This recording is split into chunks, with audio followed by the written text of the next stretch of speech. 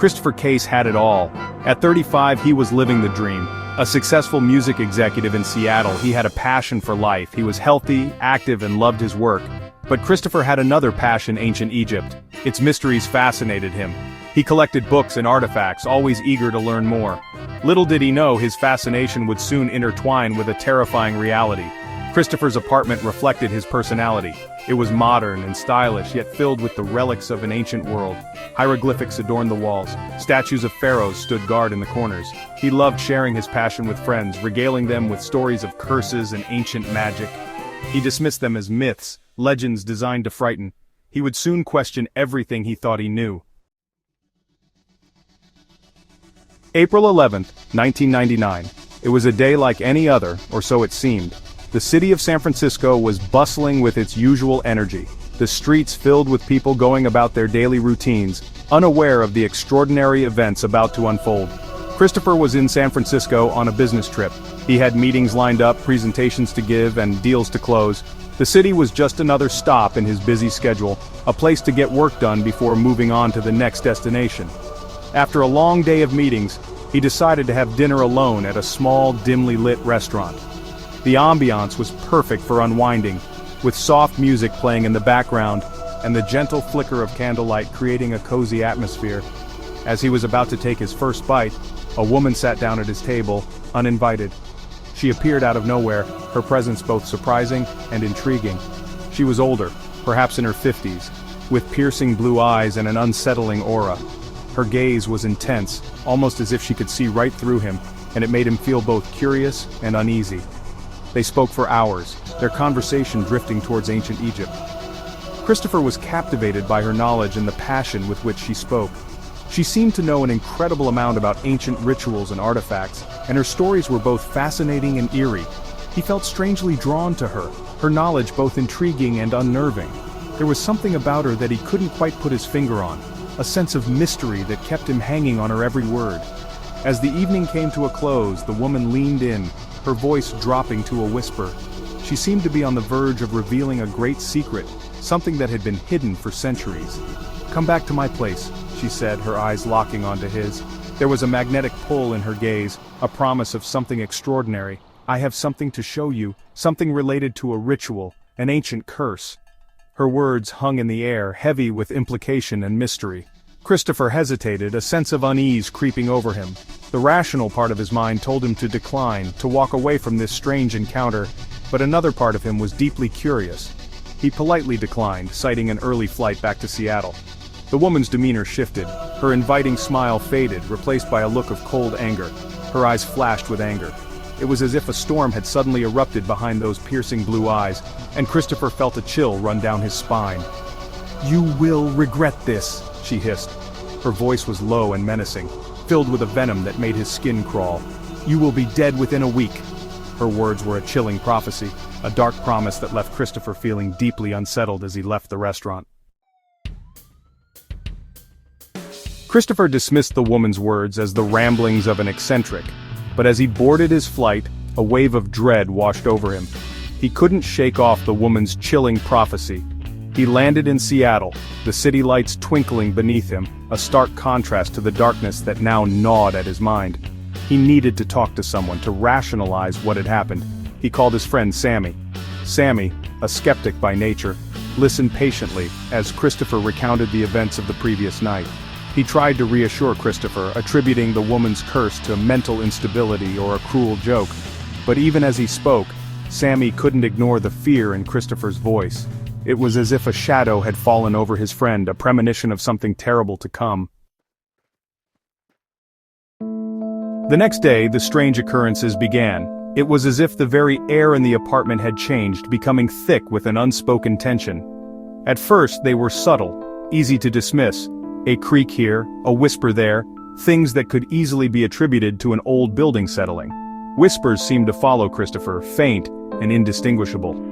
They were like the rustling of leaves, just on the edge of hearing, making him question his own sanity.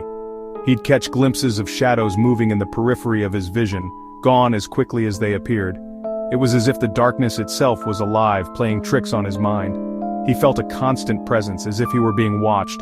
Every creak of the floorboards, every flicker of the lights seemed to be a sign that he was not alone. He tried to focus on his work, to lose himself in the world of music, but the feeling persisted. The melodies that once brought him peace now seemed to echo with an eerie dissonance. The whispers grew louder, more insistent. They seemed to be calling his name, urging him to listen, to understand something just beyond his grasp. The shadows took on more defined shapes, lurking just beyond his sight. They seemed to be watching him, waiting for the right moment to reveal themselves. He started seeing things, fleeting images that made his blood run cold. Faces in the darkness, eyes that seemed to glow with a malevolent intent.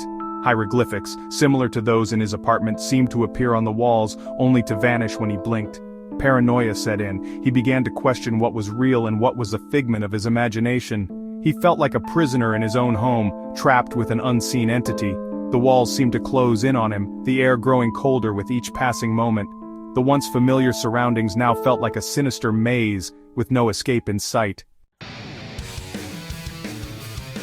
On the third night, the nightmare turned physical. He woke with a start, his body paralyzed, a weight pressing down on his chest. He tried to scream, but no sound came out. He looked up, his eyes wide with terror.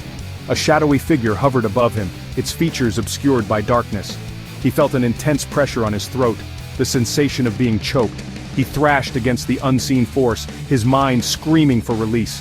The figure vanished. He gasped for air, his heart pounding in his chest. His throat was raw, marked with what appeared to be fingerprints. There were small cuts on his fingers as if he had been clawing at something solid. Terrified and desperate, he called Sammy again.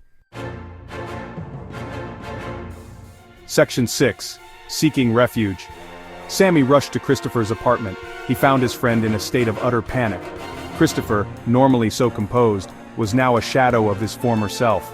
He was pale, his eyes wide with fear. He showed Sammy the marks on his neck, the cuts on his fingers.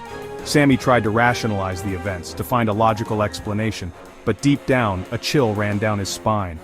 Christopher decided he couldn't stay in his apartment. He felt too vulnerable, too exposed. He packed a bag and checked into a hotel, hoping to find some semblance of safety in the anonymity of a crowded place.